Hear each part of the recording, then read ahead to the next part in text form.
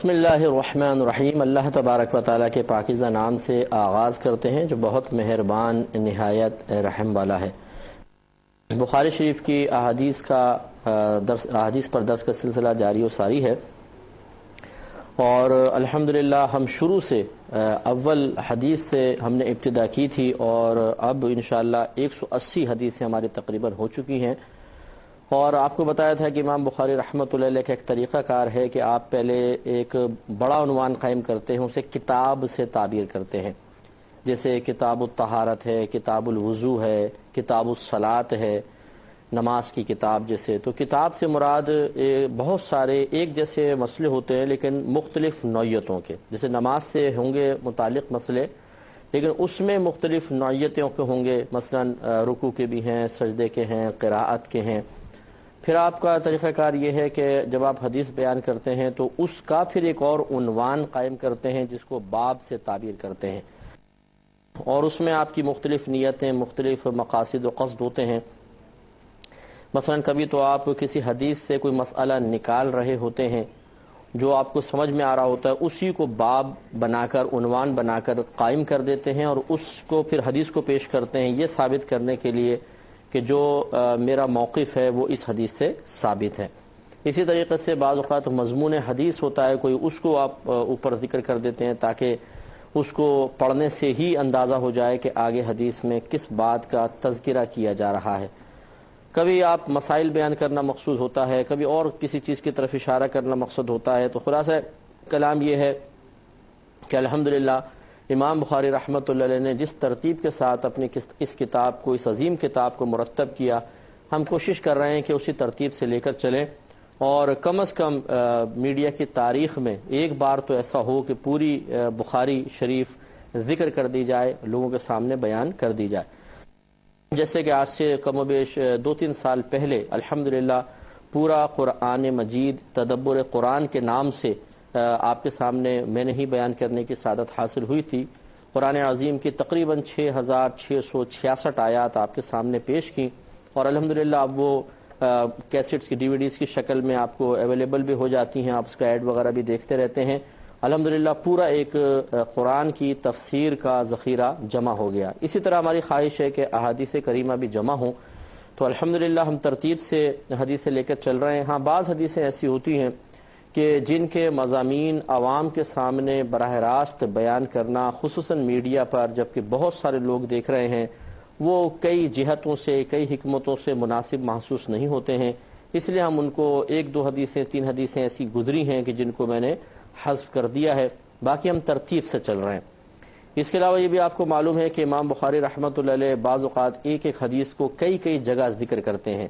تکرار کے ساتھ۔ مثلا ایک حدیث میں اگر وضو کا ذکر بھی ہے، نماز کا بھی ہے، تو آپ اس حدیث کو وضو کے اندر بھی ذکر کریں گے اور کتاب الوضو میں، اور پھر کتاب الصلاۃ جب ذکر کریں گے وہی حدیث وہاں پہ بھی ڈال دیں گے۔ اگر اس میں حج کا تذکرہ بھی ہے تو اسے کتاب الحج میں بھی لکھیں گے۔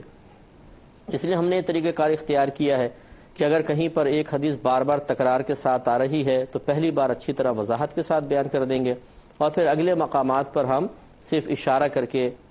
نکل جائیں گے تاکہ ریگولر دیکھنے والے بوریت محسوس نہ کریں اور ایک بات کی تکرار سے وقوف محسوس نہ کریں۔ لیکن ایسا بھی نہیں ہوگا کہ اتنا سطحی قسم کا بیان کیا جائے کہ نیا جوائن کرنے والا جس نے پہلے حدیث کی شرح نہیں سنی وہ بالکل کچھ نہ سمجھ سکے۔ اس لیے ان تمام چیزوں کو ملحوظ رکھ کر اگر یہ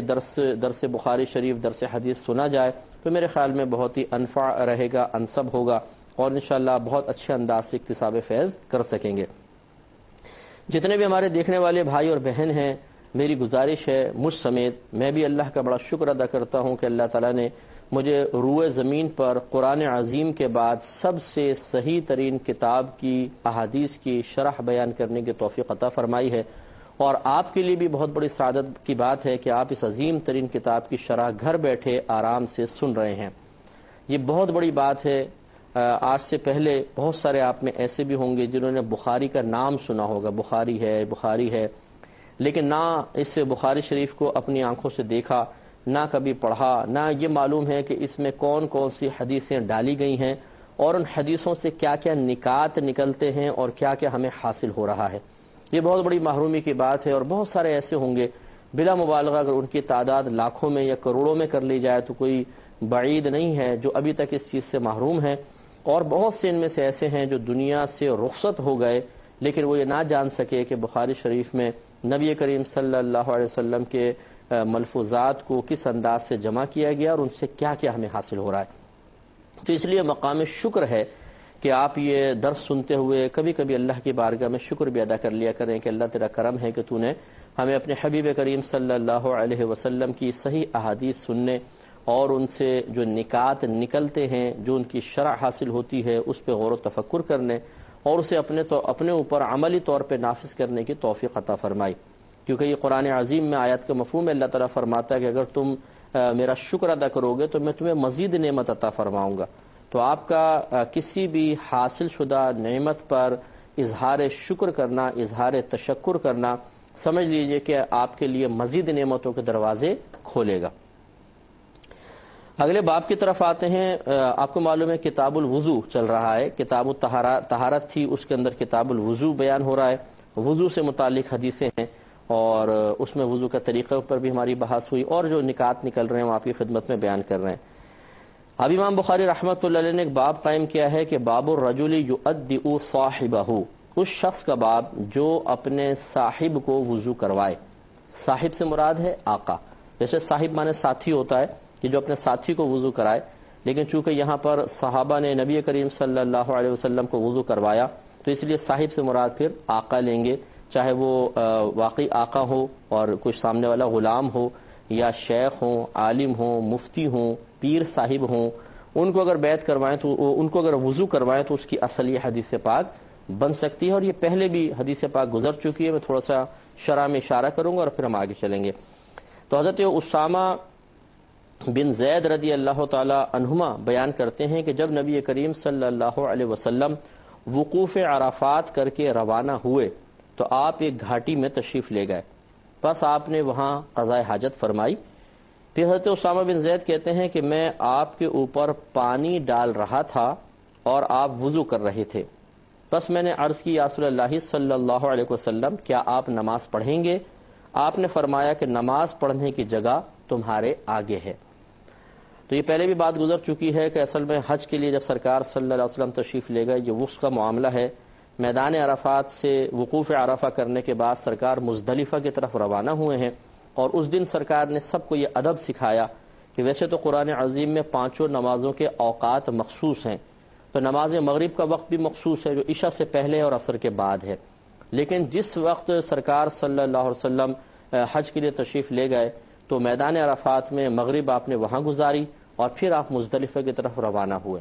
اور آپ نے صحابہ کرام کو یہ گویا کہ اس حدیث میں سمجھا دیا کہ یہاں پر اب مغرب نہیں پڑھنی ہے، نہ راستے میں پڑھنی ہے، بلکہ یہ مزدلفہ میں جا کر عشاء کے وقت میں ادا کرنی ہے۔ اس سے نبی کریم صلی اللہ علیہ وسلم کا ایک اختیار بھی ثابت ہوا، اور اس سے یہ بھی ثابت ہوا کہ ہر حکم قرآن عظیم سے ثابت ہو یہ ضروری نہیں ہے۔ بعض لوگ کہتے ہیں کہ ہمیں یہ کوئی چیز بیان کریں، بولتے ہیں قرآن سے دکھائیں پھر ہم مان لیں گے۔ بعض بخاری پر آ جاتے ہیں، اچھا ہمیں بخاری میں دکھا دیں ہم مان لیں گے۔ حالانکہ یہ دونوں دعوے بالکل غلط ہیں کہ ہمیں قرآن میں دکھائیں تو ہم مانیں گے، بخاری میں دکھائیں تو ہم مانیں گے۔ ایسے اشخاص سے دائرہ ادب میں رہ کر یہ کویسچن کیا جائے کہ پہلے آپ قرآن سے یا بخاری سے ثابت کر دیں کہ قرآن میں ہو تو مانا جائے، بخاری میں ہو تو مانا جائے۔ اگر یہ چیز آپ قرآن یا حدیث سے ثابت کر دیں گے پھر ہم آپ کو دکھا بھی دیتے ہیں، تو وہ ثابت نہیں کر سکتے۔ اس کا مطلب ہے کہ ایک دعویٰ اپنے پاس سے بنا کر، ایک اسٹینڈرڈ، ایک معیار اپنے پاس سے بنا کر دوسروں کو مجبور کرنا کہ آپ ہمارا قائم کردہ اسٹینڈرڈ قبول کریں، یہ تو صحیح نہیں ہے۔ تو اس لیے یہ بالکل بیجا چیز ہے کہ جو قرآن سے ثابت کر کے بتائیں گے تو ہم مانیں گے ورنہ نہیں۔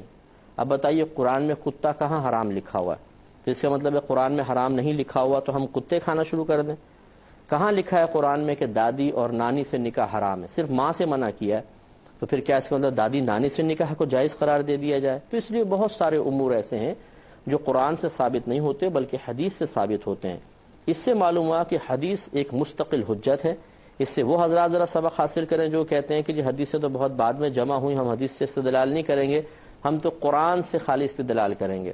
تو اگر آپ احادیث سے استدلال نہ کریں، ان کو ہٹا دیں، تو آپ دیگر عبادات ادا تو کر کے بتائیں۔ قرآن کے اندر کہاں نماز ادا کرنے کا طریقہ بتایا گیا؟ کہاں روزے کی شرائط اور روزے کے واجبات یا فرائض وغیرہ ذکر کیے گئے ہیں؟ حج کا طریقہ کیا قرآن میں لکھا ہوا ہے پورا؟ قربانی کا طریقہ قرآن کے اندر لکھا ہوا ہے؟ زکوٰۃ ادا کرنے کے جتنے مسائل ہیں، زکوٰۃ سے متعلقہ مسائل قرآن میں موجود ہیں تو دکھائیں۔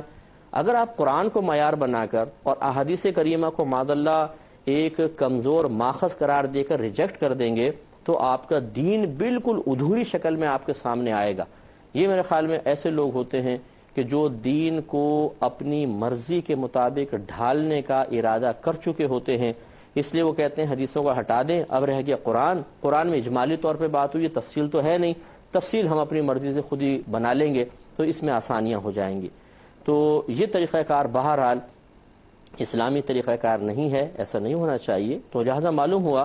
اسامہ بن زید کہتے ہیں جب سرکار میدان عرفات سے نکلے تو ایک گھاٹی میں تشریف لے گئے، قضاء حاجت سے فارغ ہوئے، تشریف لائے تو میں نے وضو کروایا۔ اب میں نے سوچا کہ مغرب کا وقت چل رہا ہے تو سرکار مغرب پڑھیں گے، تو میں نے کہا یا رسول اللہ کہ آپ نماز نہیں پڑھیں گے؟ سرکار نے فرمایا کہ نہیں، نماز کی جگہ تمہارے آگے ہے، یعنی ہم مزدلفہ میں جا کر نماز پڑھیں گے۔ اور پھر دیگر احادیث میں انشاءاللہ کتاب الحج میں آپ دیکھ لیجئے گا کہ نبی کریم صلی اللہ علیہ وسلم مزدلفہ میں میدان مزدلفہ میں تشریف لے گئے اور مغرب کی نماز عشاء کے وقت میں ادا فرمائی، جو بظاہر ظاہری صورت کے اعتبار سے مغرب کو قضا کر دینا ہے، لیکن ایسا نہیں ہے، بلکہ اللہ تبارک و تعالی نے اپنے حبیب کریم صلی اللہ علیہ وسلم کے ذریعے اس حج کے دوران میدان عرفات سے مزدلفہ آتے ہوئے ایک نیا قانون، ایک نیا حکم پیش فرما دیا کہ عام حالات میں مغرب کا وقت مخصوص ہے، اس وقت کو گزار دو گے تو نماز قضا ہوگی اور گناہ کبیرہ کے مرتکب ہوگے، لیکن جب اس میدان عرفات سے میدان مزدلفہ کی طرف جائیں گے، وہی رب ہے، وہی قرآن ہے، وہی حدیث ہیں، وہی نبی ہیں، لیکن فرما رہے ہیں کہ اب آپ کو مغرب کی نماز مغرب کے وقت میں ادا نہیں کرنی ہے، عشاء کے وقت میں ادا کرنی ہے، اور قضا کی نیت سے نہیں، ادا کی نیت سے کرنی ہے، اور اس میں گناہگار بھی نہیں ہوں گے بلکہ ثواب ملے گا، بلکہ نبی کریم صلی اللہ علیہ وسلم کی سنت کی ادائیگی کا الگ ثواب ملے گا۔ تو اس کا مطلب یہ ہوا کہ سارے احکام اللہ تعالیٰ کے ہیں، وہ اس میں جیسا چاہے ترمیم فرمائے، جس حکم کو جس مقام پہ چاہے مختلف کنڈیشنز کے ساتھ مقید کر دے، ہم اس پہ اعتراض کرنے والے کوئی نہیں ہوتے ہیں۔ لہٰذا اب خدا نخواستہ کوئی یہ اعتراض نہیں کر سکتا کہ اللہ تبارک و تعالی نے جب مغرب کا وقت مخصوص کر دیا اور کوئی مغرب کے وقت کے بعد نماز پڑھے تو قضا ہوتی ہے، اور جان بوجھ کے نماز قضا کرنا گناہ کبیرہ ہے، تو معاذ اللہ اس میدان عرفات سے مزدلفہ جاتے ہوئے نماز مغرب کو عشاء کے وقت میں ادا کرنے کا حکم دینا، کیا یہ خدا نخواستہ ویسے کوئی اعتراض کرنے والا کہے کہ یہ تو ایک گناہ کا حکم دینا ہے کہ مغرب کی نماز قضا کر کے پڑھو؟ تو یہ اصل میں ہماری سوچ کا قصور ہے۔ اللہ تبارک و تعالی نے احکام مرتب فرمائے اور گناہ اور ثواب کا تصور اللہ کی طرف سے آیا ہے، آپ نے میں نے اس منٹ قائم نہیں کیا ہے، لہٰذا اللہ تبارک و تعالی اگر ایک کام کو کہے یہ گناہ ہے تو وہ گناہ ہے، اور دوسرے مقام پہ اگر اسی کام کو کہتا ہے کہ یہ کام ثواب ہے تو بس ثواب ہے، اس لیے کہ یہ تعین آپ کا میرا نہیں ہے، یہ تعین ہے ہی اللہ تبارک و تعالی کا۔ جیسے مثال کے طور پہ ایک عام عورت سے اگر خدا نخواستہ کوئی نکاح کے بغیر تعلق قائم کرے تو اس کو عرف شرع میں زنا کہتے ہیں اور گناہ کبیرہ ہے، لیکن جو کنیز اور لونڈیاں ہوا کرتی تھیں اور ان کا تصور یہ تھا کہ جب مسلمان کفار پہ حملہ کرتے تو جو ان کی عورتیں اور مرد قیدی بنا لیے جاتے تھے تو مرد غلام کہلاتے تھے اور جو عورتیں ہوتی تھیں وہ کنیز اور لونڈیاں کہلاتی تھیں۔ پھر یہ جو سپہ سالار ہوتے تھے جیسے نبی کریم صلی اللہ علیہ وسلم تھے، بعد میں امیر المومنین وغیرہ بنے، تو وہ ان مال غنیمت کو جب تقسیم کرتے تھے تو اس میں وہ غلام اور لونڈیاں بھی مجاہدین کے اندر تقسیم ہو جاتی تھیں، کسی کے حصے میں کوئی آئی، کسی کے حصے میں کوئی آئی، تو جس کے حصے میں وہ کنیز آتی تھی وہ آقا ہوتا تھا اور وہ اس کی غلام ہوتی تھی۔ اور یہ یاد رکھیں قاعدہ شرع یہ ہے کہ آقا اپنی لونڈی سے نکاح نہیں کر سکتا، نکاح جائز ہی نہیں ہے، ہاں اس لونڈی کا نکاح کسی اور کے ساتھ کر سکتا ہے، لہذا جب آقا اس سے نکاح نہیں کر سکتا تو اس کے باوجود شریعت نے کہا کہ وہ تعلق قائم کر سکتا ہے، ان سے جو بچہ پیدا ہوگا بالکل حلال ہوگا اور اس کا نسب آقا سے ثابت بھی ہوگا۔ اب دیکھیں قاعدہ قانون اللہ نے خود ہی بدل دیا، ایک عام عورت سے جو آزاد عورت سے ہے اس سے چاہے اس کی مرضی کے ساتھ کوئی تعلق قائم کرے زنا ہے، لیکن جب لونڈی کا معاملہ آیا تو آقا اور لونڈی کا نکاح ہی سب شریعت نے منع کیا ہوا ہے، وہ ویسی تعلق قائم کر سکتے ہیں اور جو بچہ پیدا ہوگا بالکل حلال ہوگا۔ یہ اللہ کے قانون ہیں، ان کے، اس لیے جو اللہ تعالیٰ بیان فرمائے بس وہ صحیح ہے، اس میں ہمیں اعتراض کا حق ہی حاصل نہیں ہے۔ تو اس لیے جیسے ایک فیکٹری کا مالک ہو، بلا تمثیل عرض کر رہا ہوں، وہ ایک قاعدہ قانون رول بناتا ہے کہ بھئی سب کو 8 بجے آنا، ختم بات۔ ایک دن کہتا ہے کہ اگلے دن میں تمہیں اجازت دیتا ہوں کل 9 بجے آ جانا، تو کوئی بھی یہ نہیں کہے گا کہ کل تو آپ نے 8 بجے کا کہا ہے، اب 1 گھنٹہ اگر لیٹ آئیں گے تو یہ آپ کی نافرمانی ہوگی یا آپ اپنی ہی نافرمانی کا حکم دے رہے ہیں، کوئی بھی نہیں کہہ سکتا۔ وہ کہیں گے ٹھیک ہے، ایک دن 8 کا کہہ دیا، دوسرے دن 9 کا کہہ دیا، آپ بھائی مالک ہے فیکٹری کے، 8 بجے بلائیں چاہے 9 بجے بلائیں۔ تو جب یہاں پہ ایک فیکٹری کے مالک کے لیے ہمارا یہ ذہن ہے تو اللہ تبارک و تعالی کے لیے تو بدرجہ اولا یہ ذہن بننا چاہیے۔ اتنی وضاحت میں اس لیے عرض کر رہا ہوں کہ بہت سارے لوگ ہوتے ہیں جب اس قسم کے بیانات سنتے ہیں تو وساوس ذہن میں آنا شروع ہوتے ہیں، خیالات شیطان ڈالتا ہے اور اسی طرح گمراہ کرنے کی کوشش کرتا ہے۔ اب آپ دیکھیے، میں ایک اور مثال دے کر پھر انشاءاللہ آگے چلتا ہوں کہ قانون اللہ کا ہے، جس دور میں چاہے جیسا قانون بنائے، وہ جو قانون بنا دے گا وہی حق ہوگا، وہی صحیح ہوگا۔ ہمیں یہ حق حاصل نہیں ہے کہ اللہ تعالیٰ نے ایک قانون اگر بنا دیا اور دوسرے مقام پہ اپنے قانون اور قانون بنا دے تو ہم کہہ کہ نہیں، ہم تو تیرا پہلا قانون مان کر دوسرے قانون پہ ضرور اعتراض کریں گے۔ یہ غلط ہے۔ جس جذبے کے ساتھ پہلے قانون کو اللہ کا حکم سمجھ کے قبول کیا ہے، جب دوسرے مقام پہ ایک دوسرا قانون اللہ تعالیٰ پیش کر رہا ہے جو چاہے پہلے کے مخالف ہو، اسے بھی اللہ کا حکم سمجھ کے خوشدلی سے قبول کرنا ہوگا۔ مثال کے طور پر حضرت آدم علیہ السلام اور بی بی حوا رضی اللہ تعالی عنہا، یہ تمام بنی نو انسان کی اصل ہیں۔ اب یہ دونوں ہمارے ماں باپ ہیں،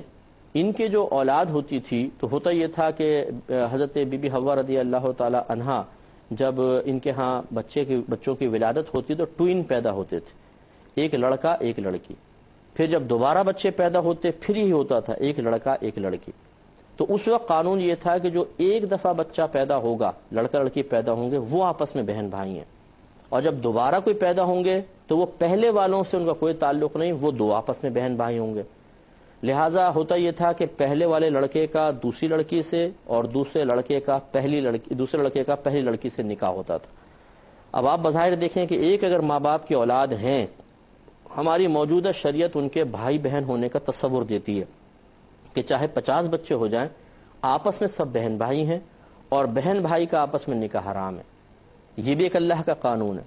اور ایک قانون اس دور کے اندر تھا کہ ایک دفعہ میں جو بچے پیدا ہوں گے وہ آپس میں بہن بھائی ہیں، چاہے ماں باپ ایک ہیں۔ جب انہی سے دوسرے بچے پیدا ہوں گے تو وہ آپس میں بہن بھائی ضرور ہوں گے، لیکن پہلے والوں کے لیے بالکل اجنبی ہوں گے، لہٰذا ان کا نکاح آپس میں ہو سکتا ہے۔ اب کوئی بھی نہیں کہہ سکتا کہ جی یہ کیوں اللہ نے پہلے وہ ایسا کیوں بنایا، اب ایسے سختی کیوں کر دی، یا اب سختی ہے تو اس میں آسانی کیوں کر دی۔ وہ بھی ہمارے رب کا حکم ہے، یہ بھی حکم ہے۔ اللہ تعالیٰ سمجھنے کی توفیق عطا فرمائے، آمین۔ وآخر دعوانا ان الحمد للہ رب العالمین۔